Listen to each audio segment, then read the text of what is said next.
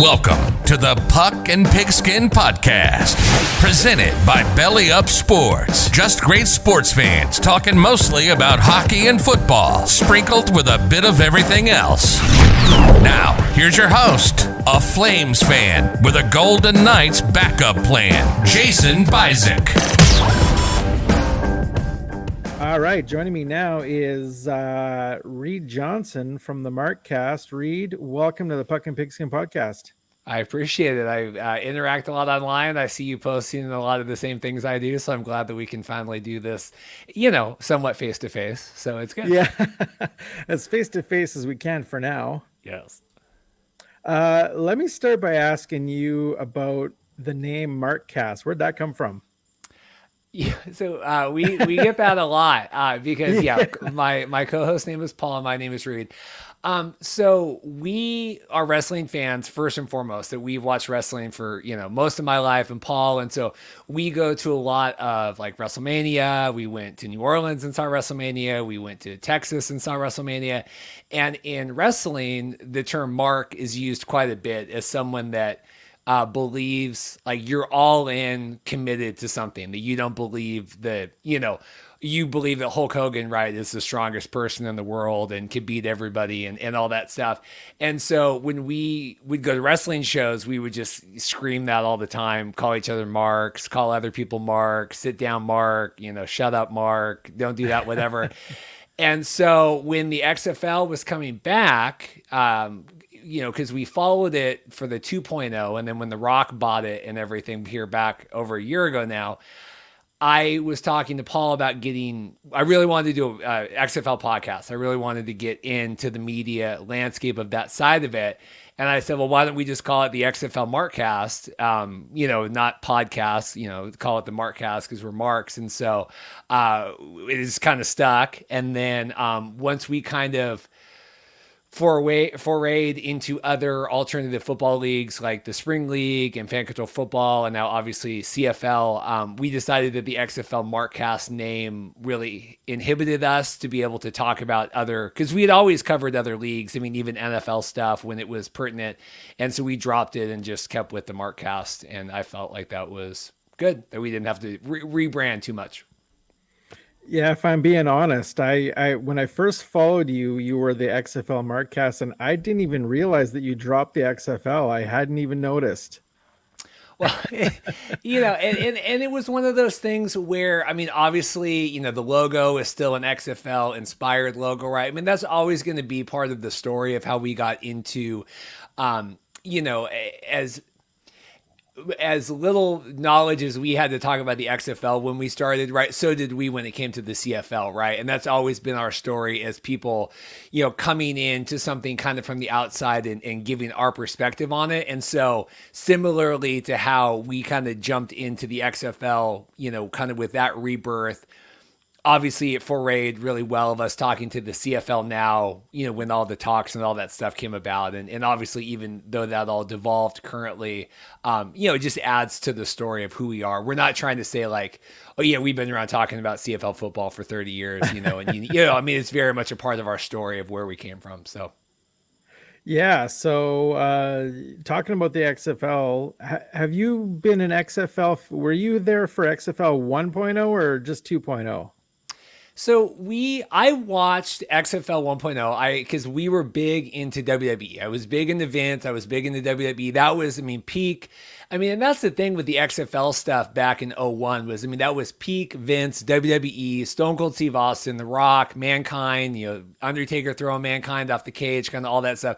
I have my Extreme XFL 1.0 jersey on today, partly because we were going to record, but partly just because I work from home and I just sit and edit all day. But so we all watched that. When Vince started the XFL 1.0, everybody watched. The ratings that first week, they have the GIF, welcome to the XFL. I watched all that live. I saw all of that. I wasn't the biggest football fan. And so I think a lot of wrestling fans that watched the XFL were like, well, this isn't really I mean, it was trying to be football. I mean, it was trying to be gimmicky football, but it wasn't real. I was like, well, this doesn't really appeal to me. Like, I want to go see Stone Cold Steve Austin. I want to go see The Rock. And so I didn't finish the first season at all, of the XFL, but tremendous interest. Just Vince couldn't do anything wrong at that point, right? I mean, that was the height. That was when they launched the IPO. They were on the stock market. I mean, everything with the WWE going into that 98, 99, 2000, 2001 was huge.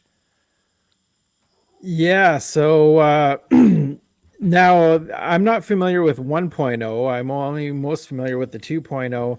Are the teams the same, or have they got completely different teams the second time around? Yeah, so the problem was the first time around, Vince really wanted to be hands-on, right? He really wanted it to be the NFL. It was, the no fun league. He was really spurned that at the time NBC had lost the rights to the NFL, right? The NFL was going to CBS Fox or whatever it was back then. And so NBC wanted a competitor to the NFL. NBC was in with Vince McMahon because Vince had his TV contracts with USA Network and stuff, which is, with NBC. And so they kind of went into it together to launch. And it was supposed to be, flashy and sexy cheerleaders. And, we didn't do a coin toss. They did like a mad scramble for the ball, and people, dislocated their shoulders and stuff. I mean, it was this whole thing. There was no fair catches. There was, you could do a lot more defensive pass interference, a lot of these things. And it obviously didn't work for a myriad of reasons. I think the XFL probably could have come back then. I mean, as bad as the viewership was, it was still a lot better than a lot of other things. When Vince launched it back again in 2019, the idea was, I'm going to bring in Oliver Luck. He's an actual football person. I'm going to be hands off except for just name and money. And so the teams were different, because back then it was like the LA Extreme, it was the San Francisco Demons, it was the Hitmen, it was the Maniacs, it was all these things. And it was supposed to be a much more fan friendly, approachable league here in the 2020 version. Oh, okay. And so who is your favorite team? Obviously the Extreme from 1.0, I'm assuming. Yeah, I mean, the Extreme they're the only XFL champions, right? Because the XFL back in 2020, had to get canceled because of bankruptcy and all of that, and COVID and everything else. So the LA Extreme back in 01 is still the reigning, XFL champions. The game was horrendous. I mean, the football just evolved at the end. Like, if you go onto YouTube, you can watch like old XFL highlights. And I mean, the games, there's no one there. The games, it just was sloppy.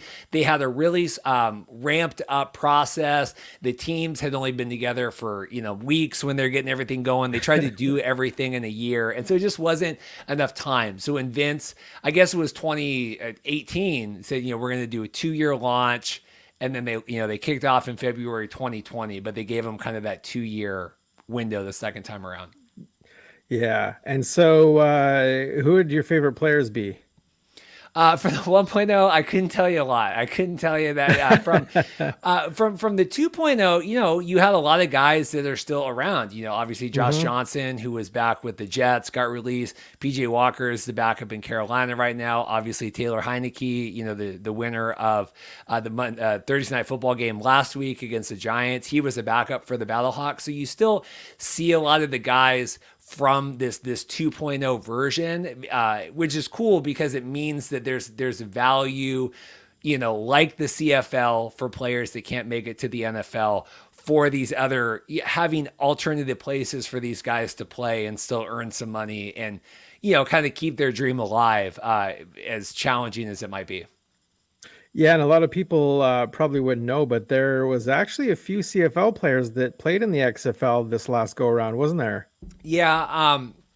Well, I know more of the CFL guys from the spring league stuff that we followed, right? With like McLeod Bethel Thompson came down and did a stint. Now Shea Patterson went back. I think he got signed with the Alouettes this week. He had been released. He was on the Lions practice squad, whatever. So a lot of the guys bounced back and forth, which, was so funny to me when kind of all the hostility of everything with the XFL, CFL came about. I'm like, all these players all go in all these leagues. I mean, there's no, it's basically the NFL and everybody else. And so I do think the everybody else is better being friendly and working together, which is why the merger talks made so much sense, or, partnership, whatever you want to call it. So.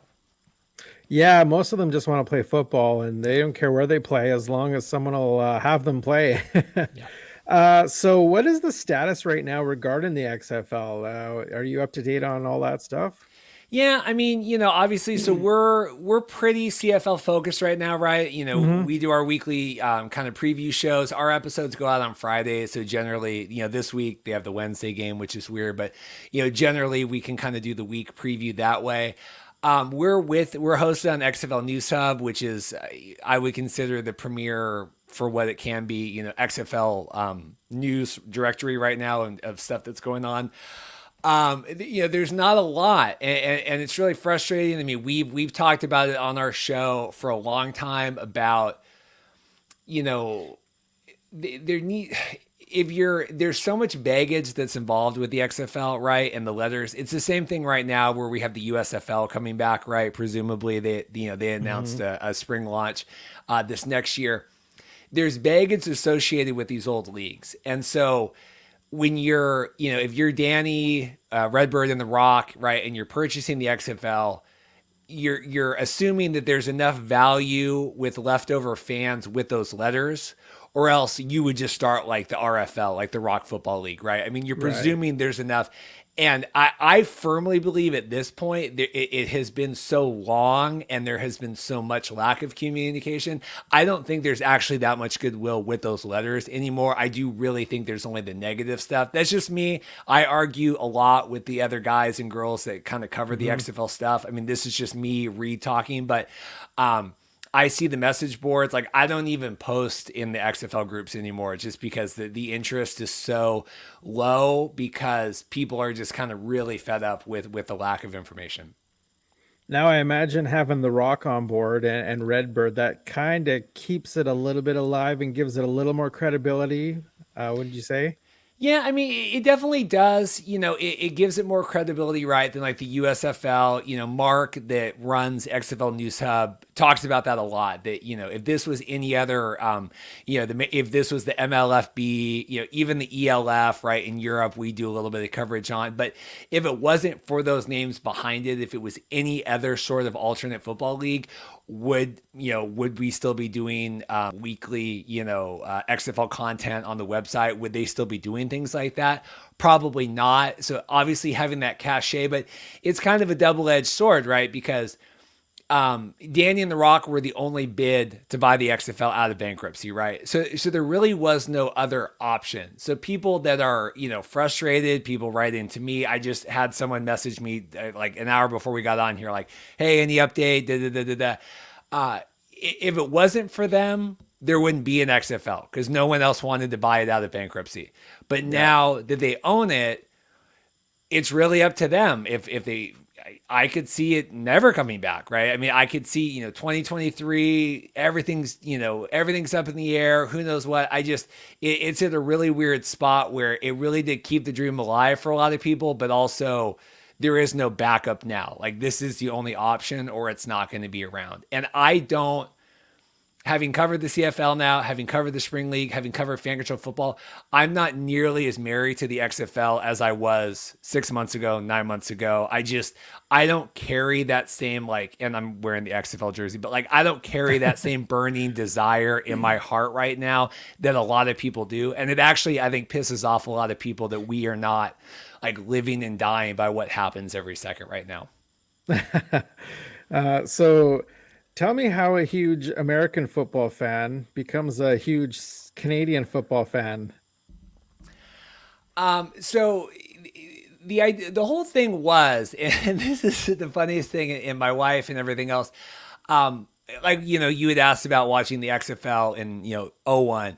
I was not the biggest football fan at all, right? I used to work in news. We covered the Seahawks. Our news station carried the Seahawks. So I was a Seahawk fan. I would go, we would go to the games and cover the games and the practices and stuff. But I wasn't a Sunday football watcher person at all.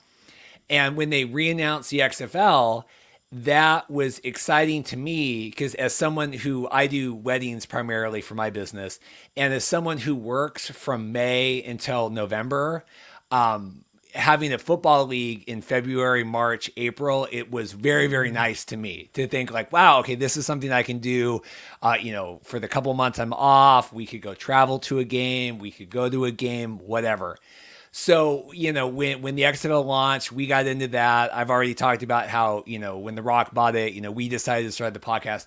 So the XFL really got me back into the NFL because when the XFL went off, I had been watching football, the 5-6 weeks it was on. Here come August, I'm ready for football. And so I was really heading, I watch every NFL game now all the time, pretty hardcore fan in terms of that stuff. And so the idea is I just really like football and investing in these stories and these players. Like I said, we covered the spring league. A lot of those guys have been on the show, hearing their stories. They've even, we've had like Ernesto Lacayo, he's the kicker for the Arizona Rattlers, came on, co-hosted the show, just guys trying to like get their name out there.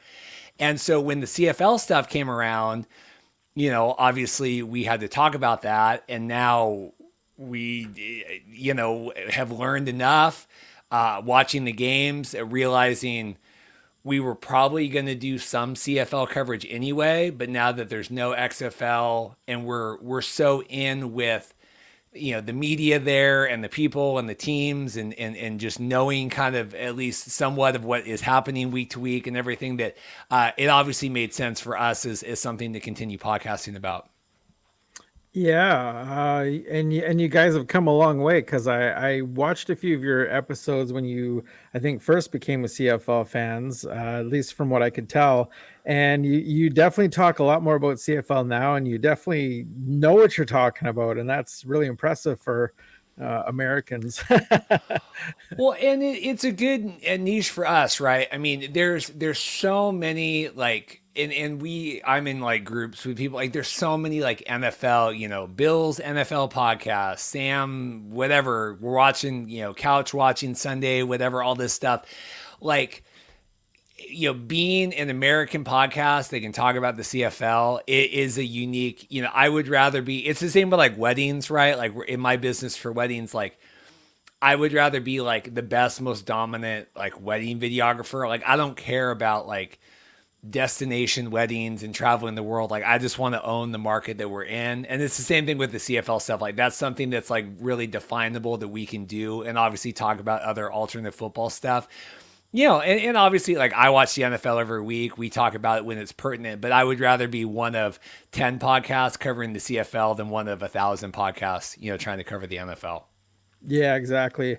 Now you mentioned the market that you're covering. What made you choose the BC Lions? Is that strictly because you're in the market, or is there something else? No, so we did a whole episode about it back early on. So Paul, my co-host, chose the Argonauts, right? Toronto Argonauts. Part of that I think was a little tongue in cheek with the MLSE of the whole thing with the XFL and how they were kind of the ones that were spurring that discussion. Rumor has it, a lot of the partnership talks were spurred by MLSE. So Paul had chose the Argonauts. I chose the Edmonton Elks, who at the time were unnamed. I'm a Washington football team fan. So I really liked the idea of a team that has no name, right? The football club. Dave Campbell was one of the first guests we had of CFL media on our show. Taylor Cornelius had played in the XFL for the Vipers with Jamie Elizondo as the offensive coordinator. They were going up to Edmonton. So there was a lot of things that really made sense for me to be an Edmonton fan. And so then, the season starts. When the XFL talks break up, Edmonton immediately said, thank God we don't want to have anything to do with the XFL. They posted their big statement. That soured me. They lost to the Ottawa Redblacks, the first week, who's the worst team in the league. They let go Derek Dennis and upset him. He's a friend of ours, friend of the show. And so we were on vacation in Hawaii, and I was just sitting there on the beach, and I said, all that the Edmonton Elks have really done since I've become a fan of them is lose to the Red Blacks, piss off Derek Dennis, make fun of the XFL. And so Jim Mullen, president of Football Canada, is one of our longest time friends of the show. Obviously BC Lions fan. The proximity for us, with BC, I like Michael Riley. That was when the whole Nathan Rourke, Michael Riley, who is the quarterback of this team stuff was going on. And so it made a lot of sense. And then obviously we can travel when my schedule allows, we can travel to BC games. So that is the long-winded story of that. Yeah, and speaking of Michael Riley, that led right into my next question. How fun is it watching Michael Riley and Lucky Whitehead, hey? It is. I've talked about it the last 2 weeks that, there much had been made about Cody Fajardo a couple weeks ago for the Rough Riders, and he had comments this week too about social media and people being mean and all that stuff. But a couple weeks ago, people were getting mad that Cody was doing too much media stuff, was talking too much, was doing whatever. And I said, God forbid the CFL have big enough stars that people could be like, oh, it's the Nickelback effect or whatever, right? Like they're too big. The CFL needs the marketable stars that they can get. And Lucky Whitehead, coming into the stadium in the scooter with the pinwheel hat, but then also delivering in the games. It's not the Juju Smith-Schuster of the Steelers where he comes out and does all his TikTok stuff and then gets blown out, right? Lucky Whitehead can come out, had a monster game. Is someone that is, I see him doing social media stuff all the time, doing appearances. That is the stuff that the CFL needs. And so I love it. I mean, I love obviously that he's on the Lions, but I would be supportive of that no matter what team it is, because the CFL needs electric people like that to draw in, people younger than me and you to want to watch the games. Yeah. Juju Smith-Schuster blown out by my Raiders, by the way. In case everyone missed it. I'll tell you, so I'm easily swayed. After Washington football now, I am a Derek Carr fan. I went and saw the stadium. We were in Vegas a couple weeks ago. And nice. That's my sleeper team. I like that. I'm still Washington football, but I have a Raiders soft spot in my heart. What's funny is after 2 weeks, he's like the top passer in yards. He's not the tops in touchdowns, but I mean, we've got 2 wins. He's made some nice plays. His passing percentage is pretty good, yet people are still not putting him in their top 5, top 10 list. It's just crazy. Well, he's an everyman. I like it. He reminds me a lot of Jesse from Breaking Bad, right? Aaron Paul. That to me, he's always looked like Aaron Paul with eyeliner. And so I love him, his press conferences talking about, my career was like the game and it's up and then it's poop and it's up. I mean, he is someone that I feel like, would be better in the CFL I don't think NFL quarterbacks should be relatable, right? I think they should be elite, but I do like having someone like him that you can root for. Yeah. So going back to the CFL now, take a quick NFL break there. So who's been the biggest surprise for you so far this season? Team or player? Let's go both. Let's start with team. Who's the biggest surprise team so far? Well, so the Alouettes, when they started out, were really strong, right? I mean, I'd heard, Vernon Adams, right? We've got this defense coming out. And that first week when, I can't remember, they had the bye week, and then week 2 was at the Argos they played. They just blew them out. I thought, man, this team, I feel very like Tampa Bay Buccaneers, like defensive, pass rushing, right? Sacking. Vernon Adams, some weeks seems like he knows how to throw a touchdown. Some weeks he doesn't, right? I mean, I like the emotional vulnerability of him, right, in his post-media conferences when he's crying. But I also think that you need to be able to throw an interception and then come out the next, look at Lamar Jackson on Monday Night Football, throws a pick 6 and another interception and then comes back and beats, Patrick Mahomes in Kansas City, right? You need to be able to shake that off. So I was obviously glad that the BC Lions beat them this week and traveled. And I'm pleased with the Lions because I thought that when I signed up and got on board that they were going to lose. Here they are, 4-2, and they're tied for second with Saskatchewan. I think Saskatchewan has the tie break over them, but I feel great about that. I would love nothing more than America's CFL CFL team, who I'm calling the BC Lions, because we are America's CFL podcast, and so they are America's CFL team. I would love nothing more than to go. We're going to the Grey Cup. You know, we have our flights and stuff bought, so I would like nothing more than BC to play in the Grey Cup. Yeah, I saw that in your most recent episode. You were calling them America's CFL team. Everyone thought that was hilarious, but hey, own it. It's good. To me, like, this stuff is supposed to be fun, right? Mm-hmm. And it gets really hard sometimes. Like, you know, the XFL stuff, there was a lot of negativity, right? There was a lot of anger and things, and it's supposed to be fun. I mean, I'm even like in my wedding role, when I go film weddings, we're kind of like the stress relievers, because, you know, you got stress brides or grooms or whoever, and you're trying to like ease the tension. And obviously we're filming and doing everything, but you know, the idea is that it's supposed to be fun. And even Paul, you know, my co-host, can be a little curmudgeon-y sometimes. His work is far more stressful than mine, but he even texted me this week and he's like, yeah, I really think that CFL thing is kind of funny. Like, I really think that that's kind of funny. And I'm like, well, that's good. Because, I mean, it's supposed to be funny. It's supposed to be like a moment of levity. You know, you work in muck all day. You come home. It's supposed to be fun. And so, you know, getting on with the Lions or whoever, making fun of, you know, we made bets with the Alouettes Flight Deck podcast. Yeah. You know, like, it's supposed to be fun, and hopefully we don't, you know, we ruffle feathers in a good way, but it is supposed to be fun. And I do think that, like, the feedback I've gotten from our listeners is they're happy that we are involved in the CFL landscape in the way that we are, that some of this was needed, that it was a little too, you know, stuck in the mud.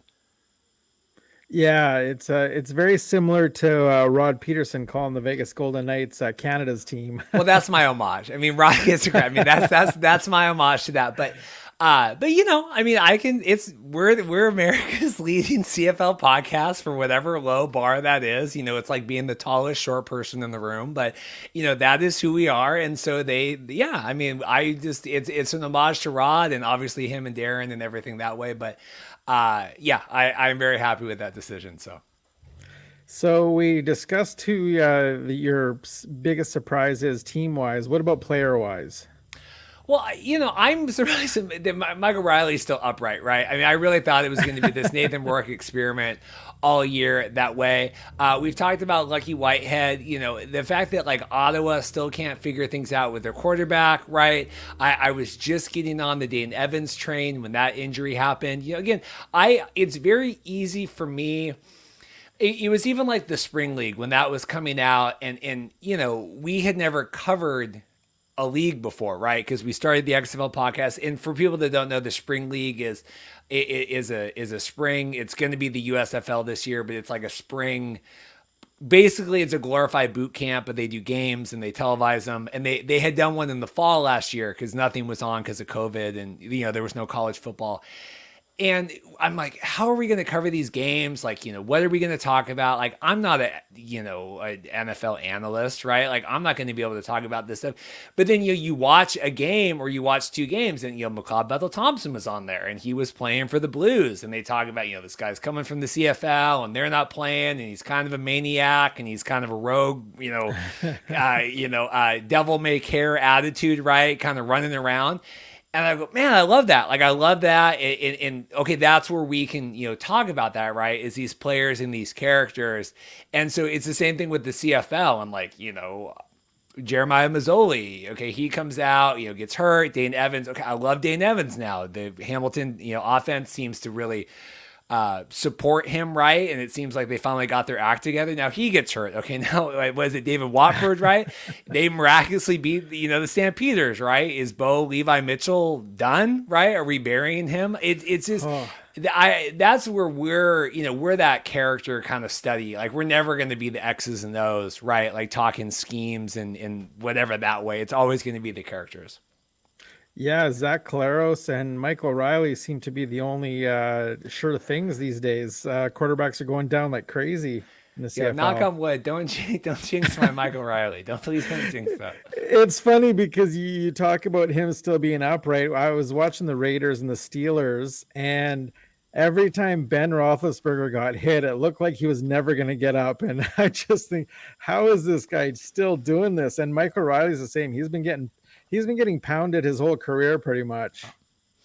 Yeah, I mean, the good Roethlisberger, if they do have Dwayne Haskins as his backup, I mean, I do think you guys are in good hands. I mean, we let him go from Washington football team because he was in the strip clubs. But I mean, I do think he's a competent, quarterback. I hope Nathan Rourke. I mean, I've heard from everything that I've heard, they have a lot of faith in him, tremendous faith, and they think that he's, they're in good hands of Michael Riley if anything happens.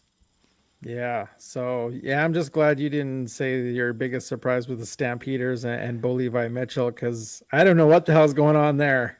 Well, I mean, I assume you're a Stamps fan. I mean, I would have kept with Jake Mayer. I mean, I don't get why I really don't get that whole philosophy behind it where, they were losing with Jake Mayer, but they certainly weren't losing because of him, right? And now Bo comes back, and now it does seem like they're losing in part because of Bo, right? Where at least, Jake was having some production. They just couldn't get everything going, which is really hard to ask for a new quarterback to come in, week 3, right? Never played before and then do all this. I mean, Bo comes back, he's still not right, and then they're still struggling. I don't get it. It doesn't make sense to me. Yeah, part of me is thinking that Bo came back a little too early. Yeah. But we're not doctors, right? Well, when you say 6 weeks and then it's 3 weeks and he's back, I mean, that was like the Carson Wentz thing, right? They go, okay, it's going to be 5 to 12 weeks. Well, now what happened this week? Okay, he's probably going to be out again because he got hurt. Yeah.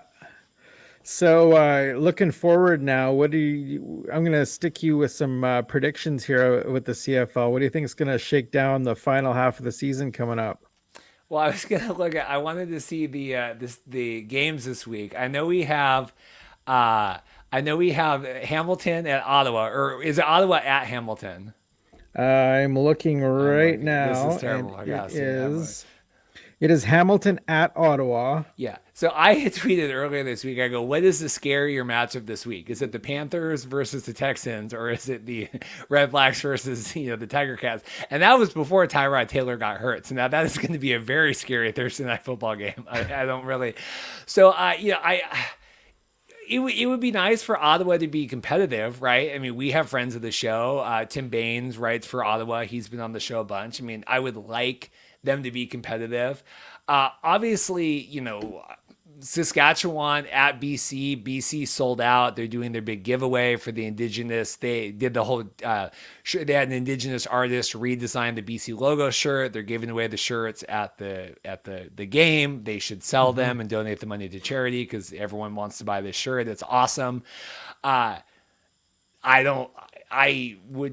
I think that's going to be the game of the week. I can't imagine it not being with as competitive as the Rough Riders are. Am I out on an island, or are you also excited about Rough Riders at BC? I'm definitely excited about that. That's definitely going to be the game of the week. I'm of the culture that I don't care who wins as long as it's not the Rough Riders. So, so I'm definitely going for BC in that one. I'm actually looking at this week's games, and I'm wondering, why is there 3 teams not playing this week? It's very weird. There's another week coming up too where they have a 3. Like week 10, there's 5 games. Yeah, week 11, there's 3. So it's kind of that whole scheduling shakeup kind of thing. It's very odd, and it is weird where we're doing, like, the one game will be out before we record, but it's good. I mean, we have a show. I can't live and die by the CFL schedule too much that way, but Montreal with Toronto, I think Toronto's a mess. I think they've looked like a mess. I think they looked really, really bad against the Rough Riders last week. I mean, I think that Nick Arbuckle can't just, like, I'm just going to throw it. Like, I'm just going to chuck it. It's like, we're not even close. Like, we're not even close to catching the balls. I mean, we have the whole drop pass thing anyway, right? With a lot of the guys struggling to catch it. But a lot of that, I got home late and I was trying to edit some stuff. I had the game here on my iPad and he's throwing it. Okay, miss. Okay, miss. We're back to editing again because they just can't get anything going. And now they've got the whole coaching staff and Chris Jones, and he's like a defensive consultant. I mean, that's weird. So there's a lot with the Argos. Yeah. So do you think anybody's going to pick up their socks and make a run for the top teams, or do you think what we're looking at now in the standings is pretty much going to be it? Well, yeah, I'm looking here. I'm scared. If Saskatchewan, gets up on the Lions, that scares me a little bit, right? It's a 6-team playoffs, right? They talked about going to 8 with COVID. Now it's going to be 6. I mean, I have to imagine BC's in there, right? I mean, do the math. Edmonton, if it's Winnipeg, BC, Montreal, Calgary, it's going to be tough because Calgary's out, right? Edmonton. So it'll probably be Edmonton, Ottawa, Calgary, and Edmonton. Yeah. Right? Yeah, remember they're only playing 14 games this season. So I mean, if Calgary and Edmonton lose another game, they're in tough. So, and Ottawa as well. So yeah. Yeah, I mean, does that work? I don't know how the divisions work. That doesn't work with Winnipeg and BC, right? BC would have to beat Winnipeg to get to the Grey Cup, right? With the East versus West. Well, it depends. What they do is they take the top teams in each division, right? But then a team can cross over. It goes by points as well. Okay. So the team in the East or West that has more points than the others can cross over to the other side if they have more points than the teams on the other side, right? So yeah, it's really weird. And so I mean, if BC were to cross over, then they could meet in the Grey Cup. You never know. Well, my fear is I don't think BC is getting through Winnipeg. So I mean, however we can do it to not face, but I mean, Winnipeg's a powerhouse. But I mean, it showed that they can be vulnerable, right? I mean, the Argos, I mean, they beat them. So, I mean, Calgary almost beat them, right? If it wasn't for that field goal, Calgary would have beat them was it Mayer's second game? So, I think so, yeah. It could happen. Yeah, anything's possible in the CFL, that's for darn sure. Yeah. Before we wrap up here, why don't you kind of tell everybody where they can find you, how often they can find you, where are you? Yeah, so we're the Markcast.com. We're the Markcast on Twitter and YouTube and kind of all that stuff. We air episodes on Fridays, both audio, it's on everything. We do have a big show coming up this week. It's weird because it's some of the games are going on. I don't know, when is this airing? This will air on Wednesday. Okay, so our episode, that's perfect. So we have Sean Campbell coming on, right? He does play-by-play for the Alouettes. He's with TSN 690. We have Daryl Davis. He's a Canadian Hall of Fame reporter. He's coming on. And then we're going to do a sports betting thing we have Steve McAllister. He's with President Sports Media Canada. He's going to be coming on to do some sports betting stuff because, C218 was going to change the landscape, and I mean, they still really haven't got all that figured out, and so we're kind of curious about that. But we're pretty deep divey CFL right now. Obviously, if XFL stuff comes up or USFL, we were promised USFL news in September by Brian Woods via text, and we're sitting on the 21st right now, and that hasn't come out yet. So I know a lot of alternative football fans are excited about having alternative things because there's not going to be the XFL next year, right? So it's a long wait to 2023 if XFL does come back. So, yeah. All right. Excellent. Well, it was great finally meeting you almost face to face and chatting with you about CFL. And I'll definitely have you on again. Sounds good, man. I really appreciate it. Thanks. All right. Have a great night. Hey, everyone. I'm here to tell you about a new craft distillery in Calgary, Broken Spirits Distillery. These guys are making some amazing craft spirits and cocktails, from spiced sugarcane to different styles of gin. Broken Spirits are proud to be part of the Puck and Pigskin podcast and want to offer you 15% off your purchase, either in-house at the distillery or online at brokenspirits.ca. Punch in offer code BROTHERS15 to claim your discount. Go in for a cocktail and check them out. You won't be disappointed. I'm here with Jarrett Ryan and Travis Ryan from Two Drunk Brothers in a Podcast, and this is our weekly episode of Betting with the Brothers, and they're going to give us some picks for the week, and let's start with Jarrett. What do you got? Yeah, so I am going to give you probably one of my favorite picks from the weekend in terms of a value perspective. Big time underdog value that I like a lot. It's a college game on Saturday at 2:30 Central Time, that is. It's number 9 Clemson going on the road against North Carolina State. I actually like North Carolina State not only to cover the spread because they're 10-point underdogs. 10-point underdogs at home is a lot. I like North Carolina State straight up to win this game. So some big time value there. They're plus 290. So that means if you bet $10, you win 29. If you bet 100, you win 290. So big time value there. Clemson hasn't looked good at all really this year offensively. They scored 3 points against Georgia. They scored 14 points against Georgia Tech. And on the other side of the ball, I think North Carolina State has a pretty good defense. This is a home game for them. I think their fans are going to show up, be loud, be crazy. So if you're too, as you would say, Jason, if you're too chicken shit to take the money line at plus 290, I would definitely say plus 10 NC State is a very, very safe bet. But get the juice at plus 290. They're gonna win this thing. All right, sounds like a good one to me. Travis, what do you think? What do you got?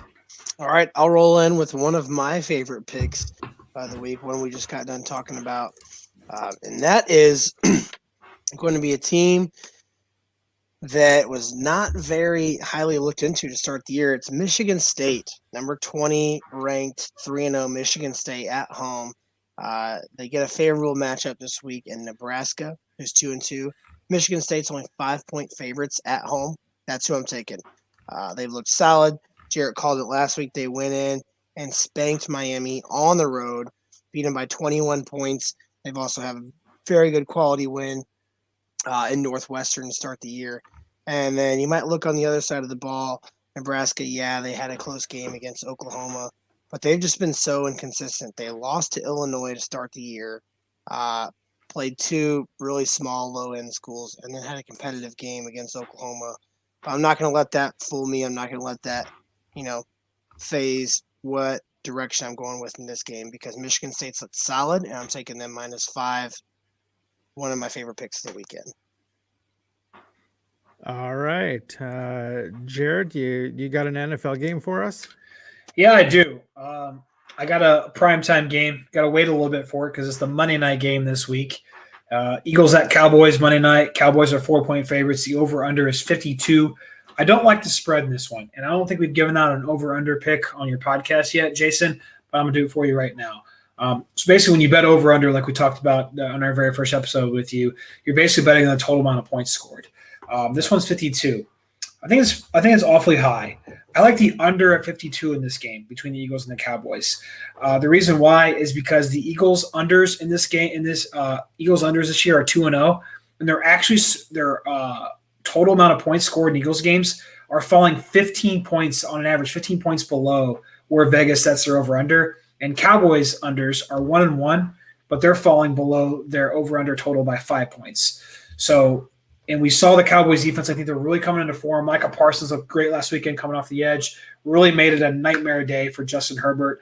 On the other side, you look at it, the Eagles held the 49ers to 17 points. So I see this being a very low-scoring dogfight contest where both teams are going to try to run the ball, especially the Cowboys with Tony Pollard and Zeke Elliott to try to control time possession and really kind of score really not that many points. So under 52 in the Eagles-Cowboys Monday night game. Damn, that sounds on average 15 points below the over under.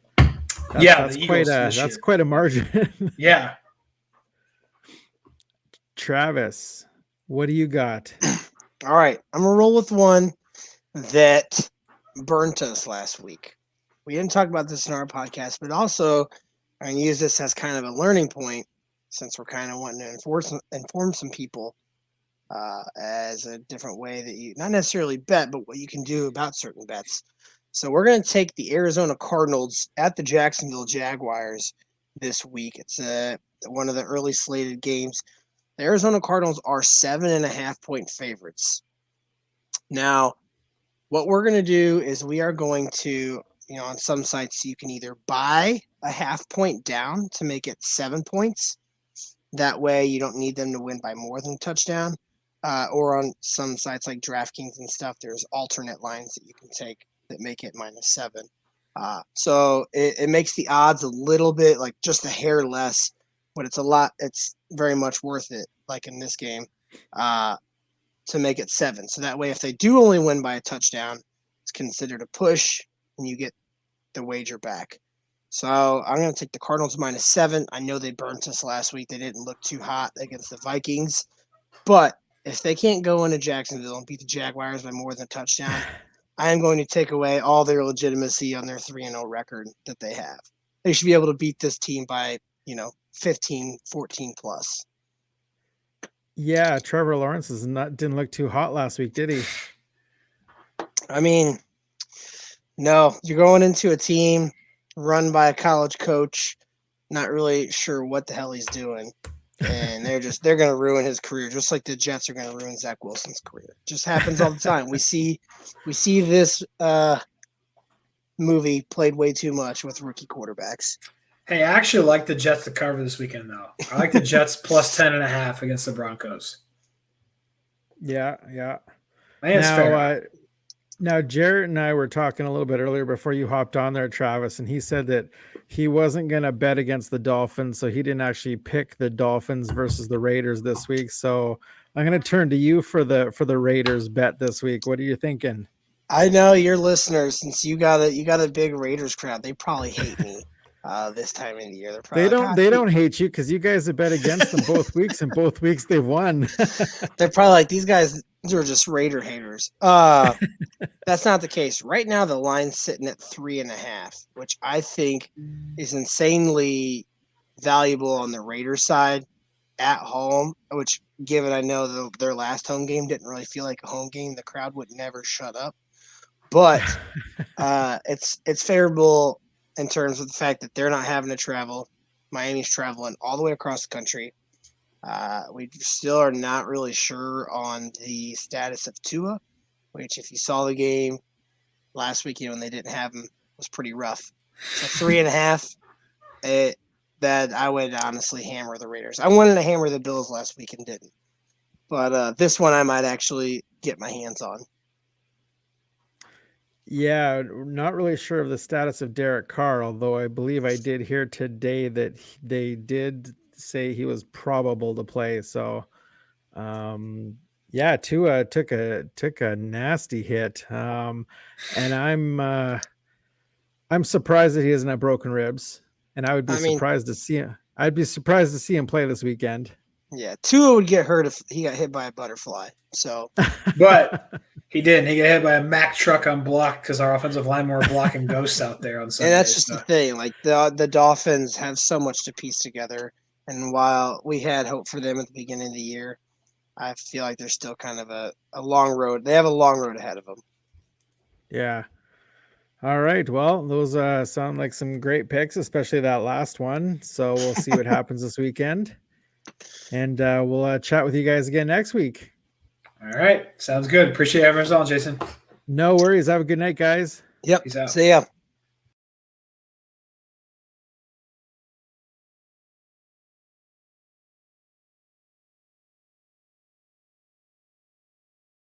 I'm joined now by founder of the Fresh Take Network and fellow Raider fan, Joshua Arbuthnot. Yes, and sir. First thing I got to say is, man, am I jealous.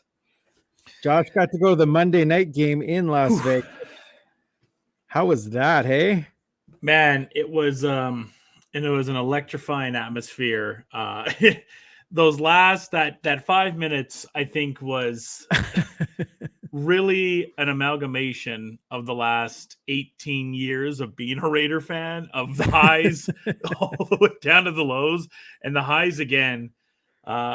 Because we really, the Edwards touchdown happens and everyone's losing their damn mind. Drinks are getting thrown in the sky. People are getting drenched in beer and stuff. But everyone's like, it's cool. We won. And then they turn and people are leaving at this point. And by the way, even before that, people were leaving before after the Tucker field goal. So that was already, that peeved me the wrong way for Raider fans doing that. But there was a lot of Ravens fans that did that. But after the Edwards one goes, and then the interception happens off of that Willie Snead should have caught.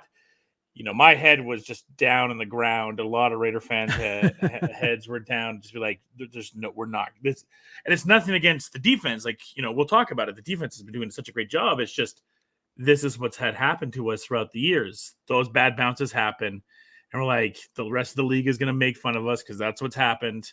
I can't believe the Raiders had the game won in their home opener, and then they choked it away like that. Lamar was going to come down the field, take a big run, So when the fumble happened by Nassib, you're just like, oh, okay. And then obviously the pass to Zay, and the rest is history. And then we got to have a good night after the shocker there.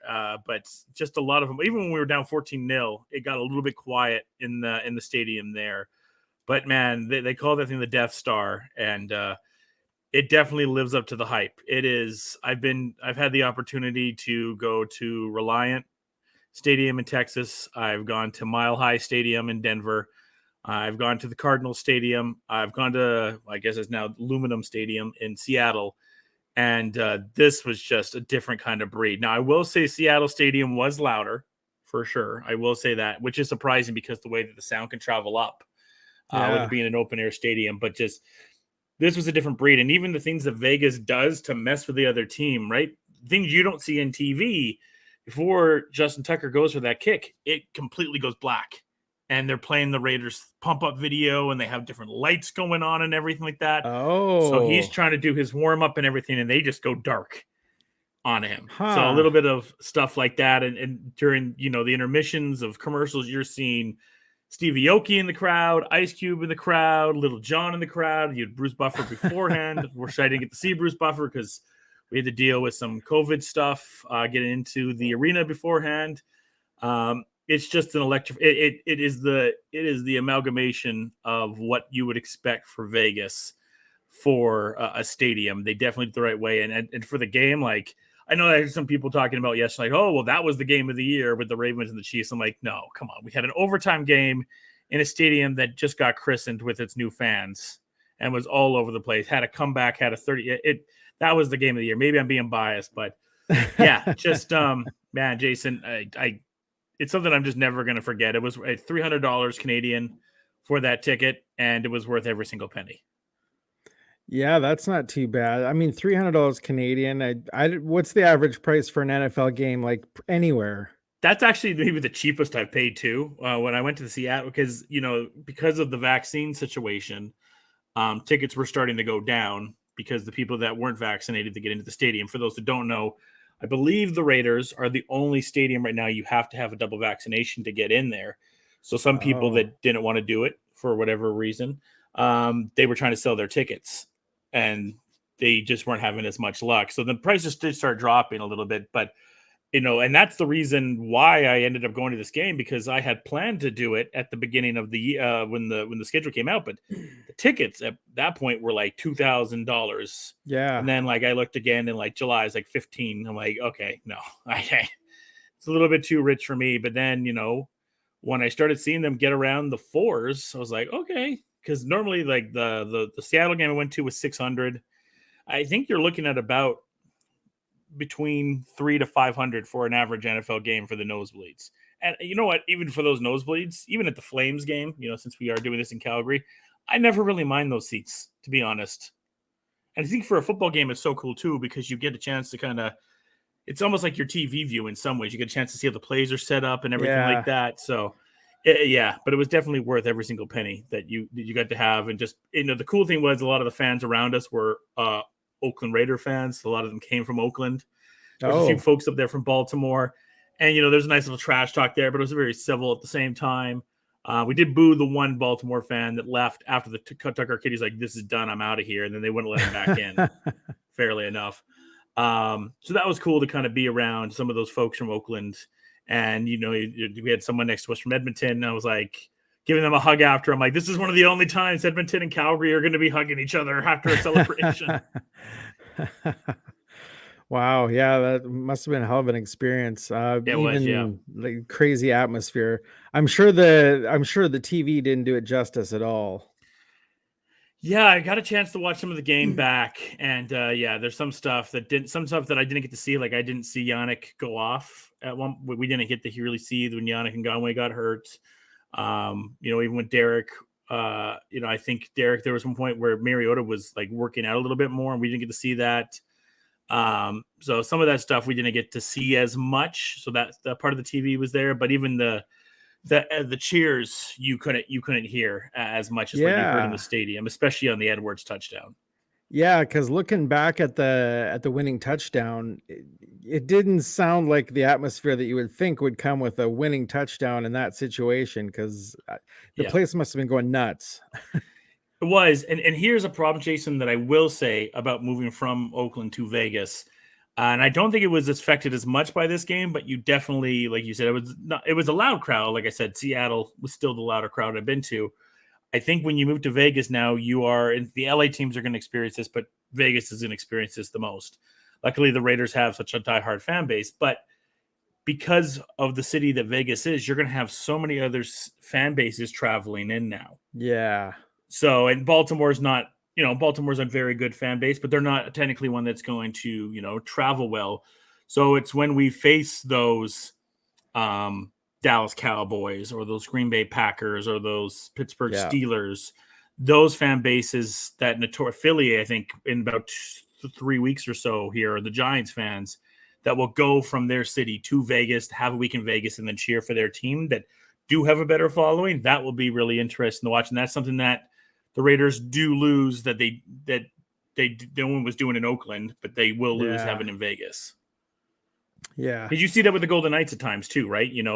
People from Calgary travel down to see the Flames play, or people from Boston go down to see the Bruins play, and then they have a week in Vegas. So you've seen a little bit with the Knights, but you've seen also the Knights are able to have a pretty decent fan base there, and the Raiders will have a pretty decent fan base as well.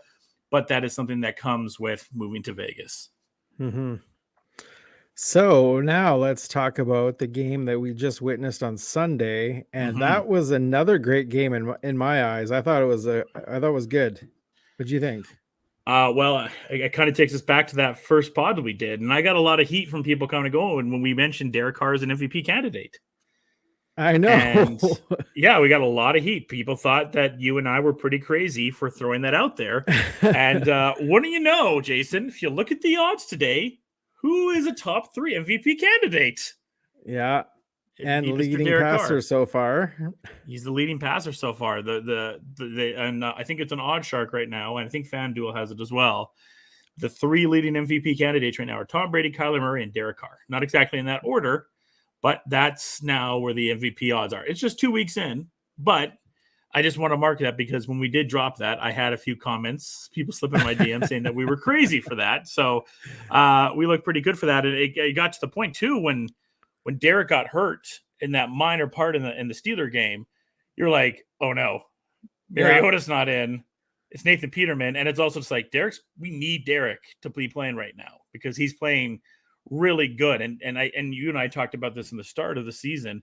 Derek's such a good quarterback. He really gets slept on. He's such a consistent quarterback. And you've really been able to see this season, like Jacobs not being there really hurt them. So he had to rely on his receivers. And those big 3 with Edwards, Ruggs, and Renfro, especially with the attention that was done to Waller, those guys all came through. And we were talking about at the beginning of the season. They're not the biggest name receivers, but Derek is doing, and that's what good quarterbacks do. He makes his good receivers look even better.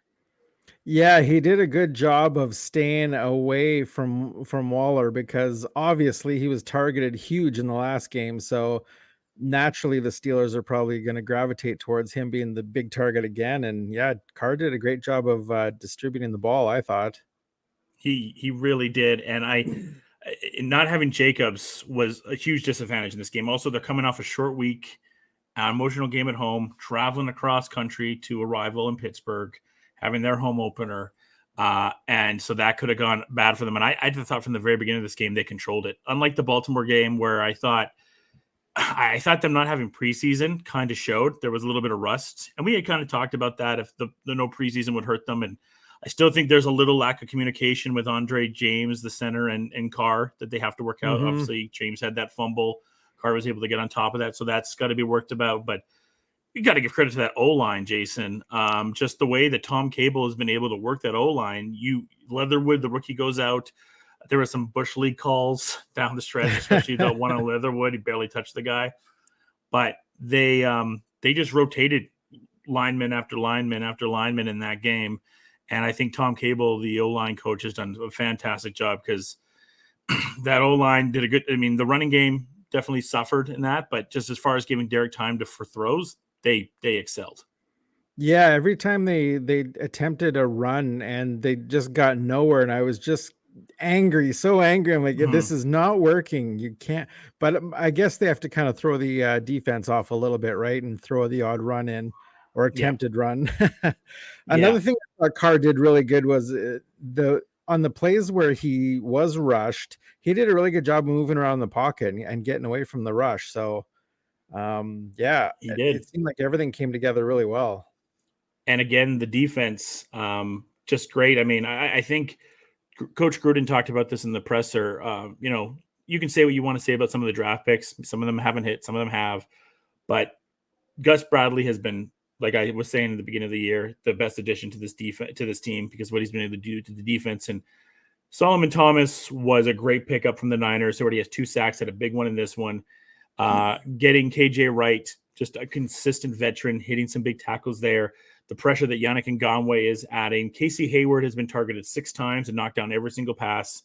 So these veterans that they've added from other teams, they've done a good job. And you've heard some of the rookies talk about, how they are helping them in practice and whatnot. Even the younger players like Mason Crosby and Cleo Farrell, how they've been helping them. And this defense, as a Raider fan, and I know you're a little bit more younger to be in the Raider fan base, but even being a younger into this fan base, Jason, you can now feel somewhat secure now, I think 2 games in, when the Raiders are on defense, that it's not going to be a colossal failure. Mm-hmm. Yeah, no doubt there. And what do you make of? I was told by my sister-in-law before this game started. She's a Steelers fan. She had us over for a party, but it wasn't a party very long for her. But anyways, she told me that apparently Las Vegas had filed a complaint with the NFL about the last game, about it being a little too rough.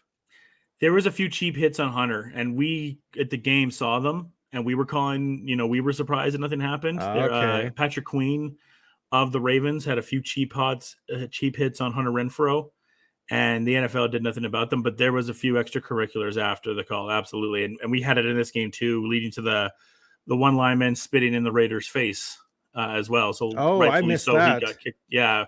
When I think it was the Najee touchdown, got a little that's bit why extra he got there, kicked out. That's why he got kicked out, because he spat in the face of a Raider there. So I think the defense and the offensive line is just getting under people's nerves.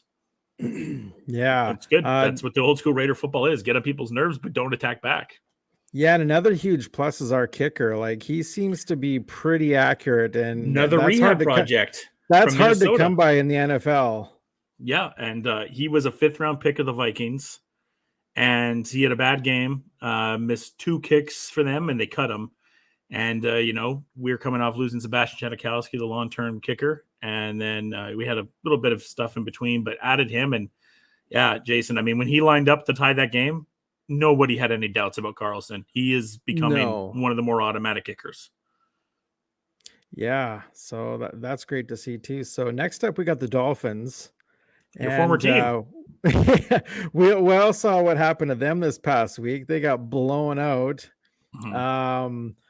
Are they as bad as they played against Buffalo, or no? And I think I saw a tweet you put on earlier. Let's not bash the Dolphins or think oh, this is an easy win, because nothing's an easy win in the NFL. I mean, we're looking at the Lions and the Packer game going on right now, and the Lions, had a rough game against the Niners, had a little bit of a bounce back, but they're playing the Packers really, really tight right now as we're recording this.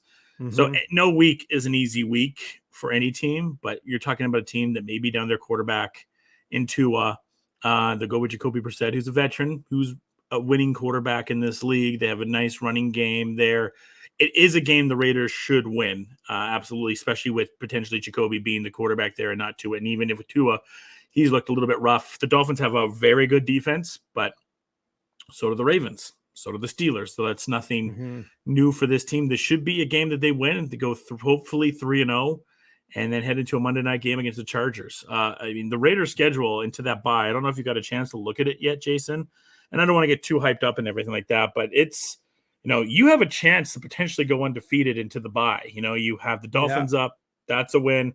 You go to LA against the Chargers, which is technically sometimes a home game for the Raiders because there's a lot of LA Raider fans still there. Then you face the Bears. Who knows what they are right now? Then you go to Mile High. That one is going to be a tough one. Mhm. Broncos looking good, great defense. And then you face Philly. All possible wins that you go into the bye. You come back against the Giants, who look terrible, and then you get that big Sunday night game against the Chiefs. So Yeah. it's a nice little setup right now of a schedule for this team. I think they hurdled off the two tough games at the beginning that a lot of people had them 0-2. I don't think any experts had the Raiders winning either of these games. And now the narrative has kind of changed today. Like, oh, maybe this team is good. Yeah. I'm not expecting Chicago or the Eagles to be really tough. I think the Chargers could be, and like you said, the Broncos definitely. So, yeah, we could come out of here, with 5 wins, maybe even 6. So before the bye. Yeah, I think, and the one thing I really liked about this team, you don't see a lot. You do see it for some teams, but when Carr got hurt, half the team came out there. Yeah. To support their quarterback. Yeah, Carr mentioned that in his presser. I don't know if you saw Carr's presser, and he was like, yeah, I did. As soon as he looked up, everybody was surrounding him, and he's like, what the hell? Yeah. And you kind of saw a huger celebration of the field afterwards in Pittsburgh. This team is very connected, and it's a lot of outcasts. Like I said, no one wanted Solomon Hill. They wrote him out of the league. The Niners wrote him out of the league. Daniel Carlson was written out of the league. Mason Crosby fell out down in the draft because people didn't think he was as good as he would. Hunter Renfrow, people have rated him out of being a top receiver. He fell down to the draft. Quentin Jefferson, who was a great player for the Bills, no one really wanted him. He fell down. Yannick Ngakoue, Ravens didn't offer him a bigger contract. So there's a lot of these guys that have dropped down. I mean, people question the Henry Ruggs signing, and we got to get way more of those Henry Ruggs plays, by the way, just how fast he is. We need to see more of that. But and this is just kind of all what Gruden's mentioned. Just, a lot of people have counted this team out this year and counted a lot of these players out, and those preseason ratings, they don't matter. You and I knew what this team was, especially on the defensive side of the ball, and they're starting to show teams what defensively they are on the ball and a great offense. I mean, Waller barely got involved this game, and Jacobs didn't play. Those are the two best offensive players, and they barely had a factor in this game, and they beat a really good Pittsburgh team. Yeah, that play to Ruggs was very similar to the game-winning one last game. Only it was a left post instead of a right post. So, or not a post, a corner out. It's exciting times right now. They did start 2-0 last year. So, you want to temper your expectations right now, but this does feel different. And I think it's mainly because of what Gus Bradley's bringing to that defense, which makes me want to go 3-0 so much more, because going to that Chargers game, a lot of Charger fans have been talking trash about us getting Gus Bradley and how he wasn't a good defensive coordinator with them and yada, yada, yada. So I'd love to go into that Chargers game in LA 3-0 and then knock them around and go 4-0. Yeah, no doubt. But we can't look ahead yet. We got to look one game at a time. Yeah, I haven't looked yet. I should have before we came on, but what is the status of Jacobs? Is he going to be back next game or? So he's still questionable, and the more important one is that Carr might be questionable for that Dolphins game. Oh. Yeah. So we'll see where that goes. They did sign another quarterback today to back up Nate Peterman if that's the case, because obviously now on IR, I believe you have to be on IR for 6 weeks. I can't remember. So you're not getting Mariota for a few weeks here, which is bad timing. I mean, Carr finished the game and he got that big play to Ruggs. I think if anything, it's just mind games by Gruden, if anything, because they're not, the Dolphins aren't putting the status out of Tua right now. So he's not going to give the status of Carr. Carr came back in, won the game. So I don't think there's going to be much of a question if Carr plays or not. Jacobs, personally, I think we can beat the Dolphins without Jacobs. And as much as my fantasy team would like Jacobs, I would maybe sit him one more game and save him for the Chargers game. Well, I mean, we beat the Steelers without him, so yeah.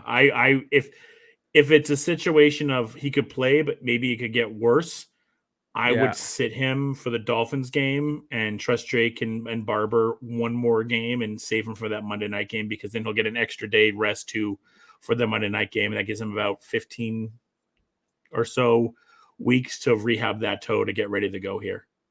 Yeah. Well, I guess we'll see what happens. Yeah. All right. As always, good to talk to you again, and we'll see you next week to talk about the thrashing on the Dolphins. Let's hope so. Until then, cheers. 3-0 Raider Nation. Let's go. All right. Have a great night. You do.